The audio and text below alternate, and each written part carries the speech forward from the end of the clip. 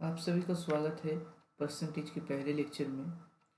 तो ये chapter SSC, banking, railways या और ऐसे भी सिमिलर जो एग्ज़ाम्स से गवर्नमेंट जॉब या किसी भी एग्ज़ाम जहाँ पे क्वांटिटेटिव एप्टीट्यूड पूछा जाता है उसके लिए बहुत इंपॉर्टेंट है, क्योंकि ये चैप्टर से बहुत सारे क्वेश्चंस बनते हैं और ये बहुत सारे चैप्टर्स का एक बहुत इंपॉर्टेंट बेस भी बनता है। तो बिना ज़्यादा समय बर्बाद किए हम शुरू करते हैं कि पहले परसेंटेज होता क्या है। परसेंटेज, परसेंट यानी पर हंड्रेड, और अगर हिंदी में कहे तो प्रतिशत, मतलब 5%, मतलब 5 आउट ऑफ 100। 90%, फॉर एग्जाम्पल किसी को 90% मार्क्स मिला है, इसका मतलब अगर वो 100 में मार्क्स किया जाए तो वो 100 में वो 90 मार्क्स होगा। फॉर एग्जाम्पल अगर किसी को 500, टोटल एक एग्ज़ाम हुआ 500 का, उसमें से अगर किसी को 400 मार्क्स मिला, इसका मतलब क्या है 400/500। इसको हम 100 से स्केलिंग कर लेते हैं और हमको मिलता है 80%। तो बेसिकली परसेंटेज का आइडिया यही है। तो इससे पहले कि हम क्वेश्चंस करें, तो कुछ वैल्यूज़ है परसेंटेज का, ये आपको एकदम मतलब याद होना चाहिए, क्योंकि अगर ये आपको याद नहीं होगा और आप एग्ज़ाम में इसको कैलकुलेट करने बैठेंगे तो आपका बहुत सारा वक्त बर्बाद हो जाएगा। जैसे कि फ्रैक्शन में 1 मतलब 100%, 1/2 यानी 50%, 1/3 यानी 33.33 और 33.1, ऐसी जो वैल्यूज़ है ये आपको मतलब एकदम रटा होना चाहिए। तो आप एक काम कर सकते हैं कि चाहे तो इसका एक स्क्रीनशॉट ले लीजिए, इसका इसका और इसका एक स्क्रीनशॉट ले लीजिएगा, क्योंकि ये सारे वैल्यूज़ बहुत ही इंपॉर्टेंट होने वाले हैं। जैसे कि 3/8 यानी 37.5 और 37 1/2। फॉर एग्जाम्पल अगर एग्ज़ाम में दिया हुआ कि किसी वैल्यू 66.66%, तो आपको एकदम मतलब झट से याद होना चाहिए कि इसका मतलब तो 2.3 होता है। ऐसा ही अगर कहीं पे दिया हुआ है 44.44, तो आपको तुरंत याद आना चाहिए कि इसका मतलब तो 4/9 है, क्योंकि ऐसे कैलकुलेशन बहुत ईजी हो जाता है। तो इन तीनों स्लाइड्स का एक स्क्रीनशॉट ले लीजिएगा। अब हम हमारे पहले स्टैंडर्ड क्वेश्चन की ओर देखते हैं। जैसे कि ये बहुत ही स्टैंडर्ड क्वेश्चन है जो कि मतलब एग्ज़ाम में पूछ लिया जाता है कभी कभार। इस क्वेश्चन में क्या लिखा हुआ है कि a number increase by 12 1/2% gives 99 as a result, the number is. ऐसे क्वेश्चंस हमने बचपन में बहुत सारे किए हैं। इसका इसको सॉल्व करने का दो तरीका हो सकता है। पहला तो जो ट्रेडिशनल अप्रोच होता है, जो हमने बचपन से किया हुआ है। ट्रेडिशनल अप्रोच में हम क्या करते हैं कि लिखा हुआ है कि a number increase by 12 1/2% gives 99। तो हम उस नंबर को, मतलब जो नंबर की बात यह कर रहा है, उसको हम मान लेते हैं कि let the number be x. Then अब एक चीज़ देखिए, 12 1/2%, ये जो वैल्यू है ना, अगर आप टेबल में देखेंगे तो 12 1/2% कौन सा वैल्यू है? ये वैल्यू होता है 1/8। 12 1/2 यानी, सॉरी, 12 1/2 यानी 1/8। तो इसलिए मैं कह रहा हूँ कि आपको ये वैल्यूज़ एकदम याद होना चाहिए। जैसे कि अगर आपको ये याद होगा तो एग्ज़ाम में एकदम 2 सेकेंड भी नहीं लगेगा इस वैल्यू को पुट करने के लिए। तो let the number be x. तो अकॉर्डिंग टू क्वेश्चन हमें क्या मिलता है? According to question, x plus 12 1/2% of x equals 99। Common sense है, क्योंकि a number increased by 12 1/2% of itself, यानी कि अगर उस नंबर को हम एक्स, सपोज हम लेट कर लेते हैं, तो एक्स इंक्रीज्ड बाई यानी प्लस, तो इसलिए एक्स प्लस 12 1/2% ऑफ एक्स और गिव्स 99 एज ए रिजल्ट, यानी कि इक्वल्स टू 99। तो हमने ऑलरेडी देखा है कि 12 1/2 का क्या वैल्यू होता है फ्रैक्शन में? 1/8। तो हम यहाँ पे डायरेक्टली 1/8 पुट कर देंगे, यानी कि x plus 1/8 into x equals to 99, और इसको सॉल्व करेंगे तो एक्स बाई एट यानी x plus x by eight equals to 99, यानी कि मैं इसको ऊपर सॉल्व करता हूँ, यानी कि 9x by eight equals to 99, यानी कि x equals to 99 into eight by 9 यानी 88। तो हमारा आंसर होगा ऑप्शन ए 88। यानी कि आप इसको क्रॉस वेरीफाई भी कर सकते हैं, 88 का 12 1/2% निकालोगे तो वो, और उससे 88 को ऐड कर दोगे तो 99 ही आएगा। तो ये तो था ट्रेडिशनल अप्रोच जो हम बचपन से करते आ रहे हैं, लेकिन इसको अगर हम एग्ज़ाम में करने बैठेंगे तो शायद 3-4 मिनट हमका चले जाए। हमको अच्छे से पता है कि एग्ज़ाम में हर एक क्वेश्चन के लिए शायद बहुत ज़्यादा 1 मिनट 1 मिनट या 1.5 मिनट या वो भी नहीं मिलता। तो इसका एक शॉर्टकट मेथड है, मतलब यानी कि जो एग्ज़ाम मेथड जो आप एग्ज़ाम में एक्चुअली करोगे, एग्ज़ाम मेथड या एग्ज़ाम अप्रोच। एग्ज़ाम अप्रोच क्या होता है? देखिए एक चीज़ देखिए, यहाँ पे क्या दिया गया है, हमको पता है कि 12 1/2% के, यानी एक बार लिख लेता हूँ, 12 1/2% यानी 1/8, हमको ये पता है। अब एक चीज़ देखिए, 1/8 यानी कि 8 में से एक, मतलब 8 में से एक प्रोपोर्शन, यानी कि 8 को हम क्या करेंगे, डिनोमिनेटर को न्यूमरेटर से ऐड कर देंगे, यानी कि 8 को एक से ऐड करने पर कितना मिलता है, 9। हमको ये दिया गया है क्वेश्चन में कि इसको इंक्रीज करने पर ही हमको 99 एज ए रिजल्ट मिल रहा है। यानी कि अगर डिनोमिनेटर से, मतलब ये जो ओरिजिनल वैल्यू, ये था ओरिजिनल वैल्यू, ओरिजिनल वैल्यू, और ये है इंक्रीज्ड वैल्यू, जो हमको जो मतलब जो वैल्यू हमने ऐड किया है, तो टोटल वैल्यू कितना होगा, 1 + 8 9। अब अकॉर्डिंग टू क्वेश्चन 9 ही बराबर है 99 के, क्योंकि हमने तो ऐड करके ही 99 को मिला है हमें, तो यानी कि 9 बराबर 99। अब यूनिटरी मेथड अप्लाई कर देंगे तो 1 बराबर 99/9 यानी कि 11, और हमें क्या चाहिए, ओरिजिनल नंबर, ओरिजिनल नंबर था 8, तो 8 बराबर 88। देखा, चुटकी में एकदम 30 सेकेंड्स के भी भीतर हमें आंसर मिल गया, फिर से वही आंसर आएगा 88। मैं आपको एक बार फिर से समझा देता हूँ, अगर आपको तकलीफ हो रहा है पहली बार, तो बात यह है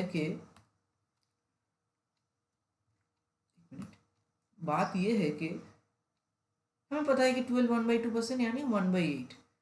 अब अगर आप जो डिनोमिनेटर में जो नंबर है ये है ओरिजिनल नंबर होता है, और ऊपर जो न्यूमरेटर है ये होता है जो आप नंबर ऐड कर रहे हैं, और डिनोमिनेटर से न्यूमरेटर को ऐड करने पर जो मिलता है वो होता है फाइनल नंबर या इंक्रीज नंबर।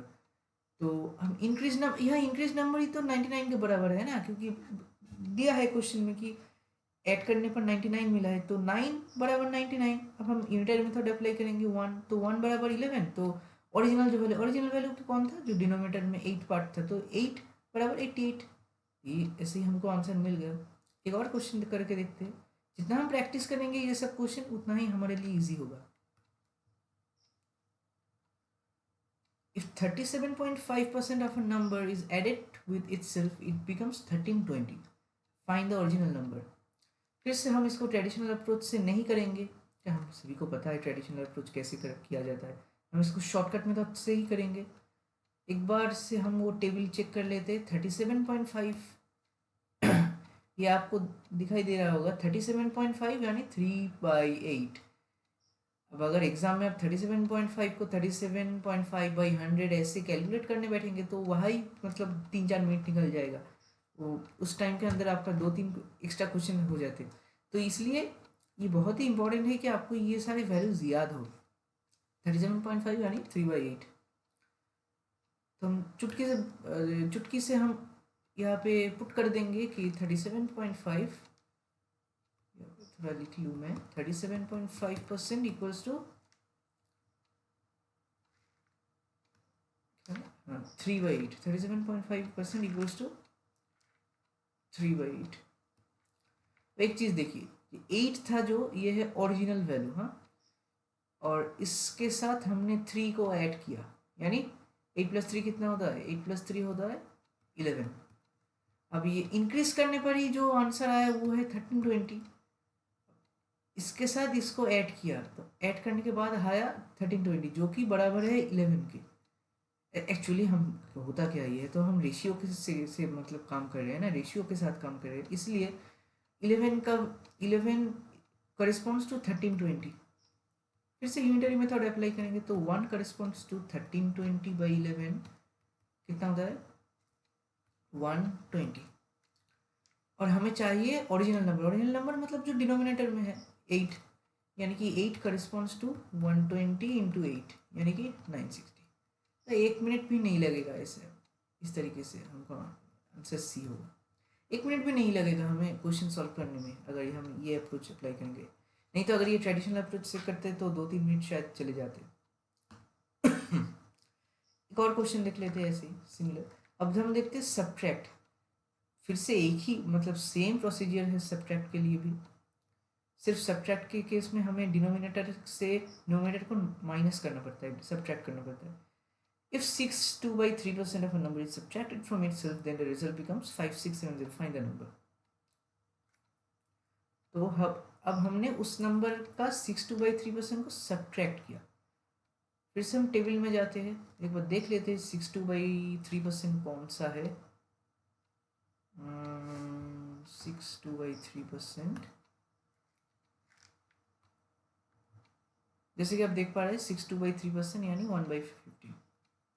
बहुत इजी हो जाता है कंप्यूटेशन अगर हमको ये याद होता है ये वैल्यूज। तो 62/3% यानी 1/15, 62/3% यानी 1/15। सब्ट्रैक्ट करने पर जो वैल्यू मिल रहा है वो हमारे पास है 5670, यानी ये तो था ओरिजिनल वैल्यू। इससे अब इस बार हम सब्ट्रैक्ट करेंगे, ऐड नहीं करेंगे क्योंकि एडिशन नहीं दिया गया है, सब्ट्रैक्शन दिया गया है। तो 15 - 1 कितना होता है 14, यानी 14 करिस्पॉन्ड्स टू 5670, यानी 1 करिस्पॉन्ड्स टू 5670/14 यानी 405। अब हमें दिया गया है फाइंड द ओरिजिनल। ओरिजिनल मतलब 15 होगा ओरिजिनल, यानी 15 करिस्पॉन्ड्स टू 405 इंटू 15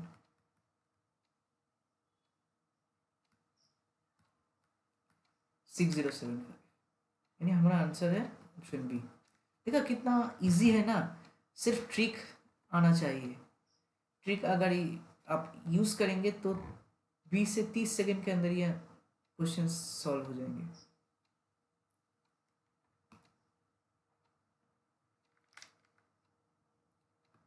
फिर से एक और सिमिलर क्वेश्चन देख लेते हैं।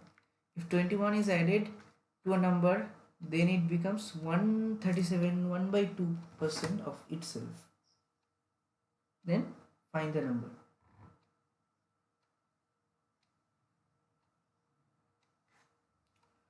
अब एक चीज देखिए 137 1/2, इसको हम कैसे लिख सकते हैं 137 1/2 यानी 100% प्लस 37 1/2% लिख सकते हैं ना, ऐसे आराम से लिख सकते हैं। 100% का फ्रैक्शनल वैल्यू कितना होता है 1, और 37 1/2% का फ्रैक्शनल वैल्यू कितना होता है। अगर हम टेबल चेक करेंगे 37 1/2 का फ्रैक्शनल वैल्यू होता है 3/8, यानी हम क्या करेंगे 1 + 3/8 कर देंगे, तो ये होता है 11/8। एक चीज देखिए 8 से 11 को ऐड किया गया है, यानी 3 ऐड कर किया गया है। ये था ओल्ड या ओरिजिनल वैल्यू और ये है फाइनल वैल्यू। अब पीछे वाले क्वेश्चंस और इस क्वेश्चन में थोड़ा सा एक डिफरेंस है। वो डिफरेंस क्या है, वहाँ हमको दिया गया था कि इतना % of a number is added to it, और हम यहाँ पे दिया गया है कि ऐड करने पर उस नंबर का टोटल इतना % बन गया। तो ये थोड़ा एक डिफरेंस है। लैंग्वेज में ही आपको समझ में आ जाएगा कि देखिए यहाँ पे बोला गया है कि if 21 is added to a number then it becomes 137 1/2% of itself. और पिछले क्वेश्चंस में क्या दिया गया था, a number is increased by some percent of it then the answer the result is something। लेकिन यहाँ पे दिया गया है कि उस नंबर का ही इतना परसेंट हो गया है, तो यहाँ पे इसलिए हमारे पास जो मतलब फ्रैक्शनल वैल्यू आएगा तो वो डिनोमिनेटर का होगा ओल्ड वैल्यू और न्यूमरेटर होगा फाइनल वैल्यू। तो 8 से 11 का डिफरेंस कितना है, +3। यानी अब एक चीज़ देखिए, 3 को ऐड करने पर ये वैल्यू हमें मिला, तो ये 3 ही क्या है 21, क्योंकि दिया गया है ना कि 21 इज एडेड, तो 3 को ही तो ऐड किया गया है ना, 3 पार्ट्स को ऐड करने पर ही तो 21 ऐड हुआ है। यानी 1 पार्ट को ऐड करने पर कितना 7, और हमको चाहिए ओरिजिनल नंबर यानी 8 जो डिनोमिनेटर है, तो 8 ऐड करने पर कितना होगा 7 × 8 यानी 56। C answer. हाँ, आपको शायद शुरू शुरू में थोड़ा तकलीफ आ रहा होगा इस क्वेश्चंस को समझ में, क्योंकि ये जो लैंग्वेज है थोड़ा ट्रिकी है। क्वेश्चंस बिल्कुल आसान है, एकदम भी मतलब टफ कुछ कुछ भी नहीं है। लेकिन प्रॉब्लम जो ये है कि क्वेश्चन थोड़ा मिक्सड अप होता है, तो इसलिए आप जितना प्रैक्टिस करेंगे स्टैंडर्ड बुक्स से, जो CGL का या बैंकिंग का और किसी भी गवर्नमेंट एग्जाम का जिसके लिए आप प्रिपेयर कर रहे हैं, उसकी जो स्टैंडर्ड बुक्स है उससे जितना आप प्रैक्टिस करेंगे इस आपके लिए उतना ही आसान बन होता चला जाएगा। क्योंकि स्टूडेंट्स मेनली कैलकुलेशन में नहीं फंसते, फंसते जो है लैंग्वेज को समझ नहीं आता स्टूडेंट्स को। अब हम एक और कैटेगरी के क्वेश्चंस देखेंगे जहाँ पे हमें किसी नंबर से मल्टीप्लाई करना था लेकिन कर दिया किसी और नंबर से, तो फाइनल आंसर में कितना परसेंटेज चेंज आएगा। फॉर एग्जांपल हम देख लेते हैं एक क्वेश्चन, मैं लिख लेता हूँ यहाँ पे। A man multiply a number by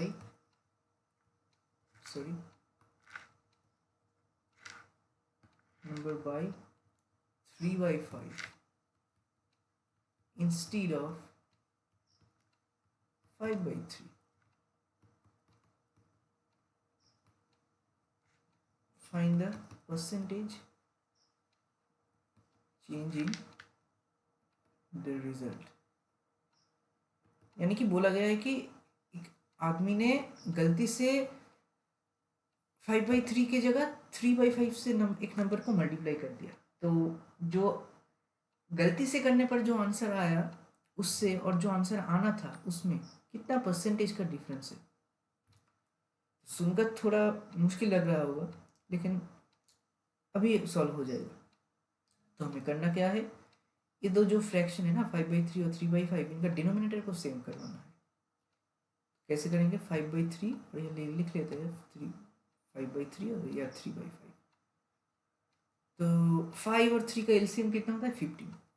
15 को बनाने के लिए हमें तो यहाँ तो 3 से मल्टीप्लाई करना पड़ेगा, और जो डिनोमिनेटर में मल्टीप्लाई होता है वही न्यूमरेटर भी मल्टीप्लाई होता है, यानी कि ये हो जाएगा 9/15।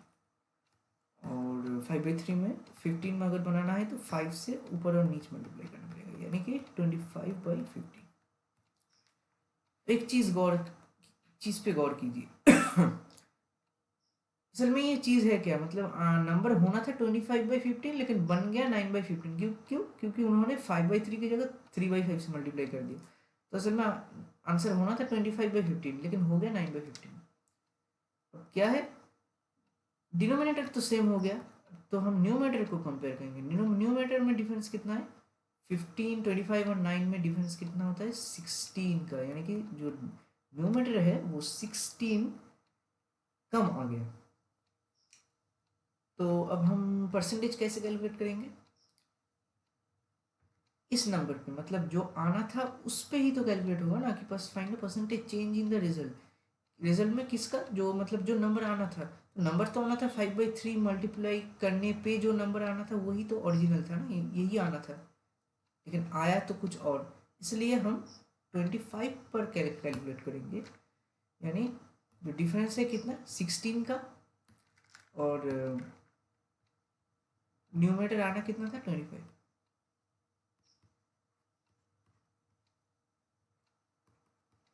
64%, यही आंसर।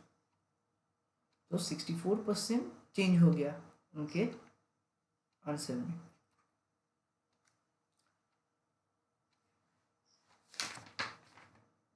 तो या आज के लिए हम पहला लेक्चर ख़त्म करते हैं और